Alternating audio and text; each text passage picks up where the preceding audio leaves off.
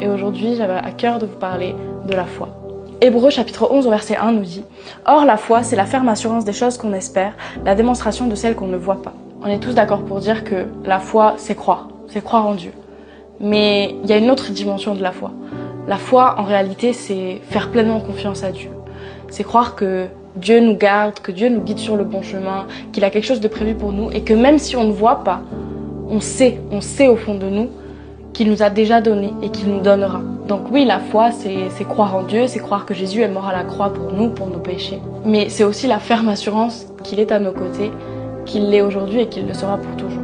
Et le plus important, c'est que la foi, elle se base pas sur ce qu'on voit, elle se base pas sur la vue, mais elle se base sur la certitude des promesses de Dieu, même si elles sont pas encore visibles pour l'instant.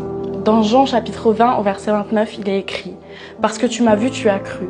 Heureux ceux qui n'ont pas vu et qui ont cru. » Et Paul nous le rappelle dans 2 Corinthiens 5 au verset 7 lorsqu'il dit « Car nous marchons par la foi et non par la vue. » Donc c'est important de se rappeler que la foi, si on dit qu'on a la foi, c'est que véritablement on croit en l'action de Dieu même si on ne l'a pas encore vue. Le meilleur exemple de la foi dans la Bible, c'est Abraham.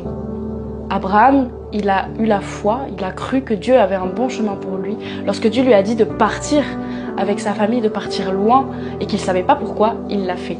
Lorsque Dieu lui a dit d'amener son fils unique, Isaac, sur la montagne pour le sacrifier, il n'a pas réfléchi 2 fois, il l'a fait. Parce qu'il avait la foi, il avait la ferme assurance que le plan de Dieu était le meilleur. Donc si tu as besoin d'un exemple de foi, va lire l'histoire d'Abraham qui est dans Genèse.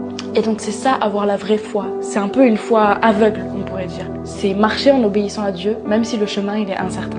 Donc renforce ta foi, renforce ta confiance en Dieu. Ne cherche pas à tout voir, tout sentir, tout comprendre. Aie simplement la foi.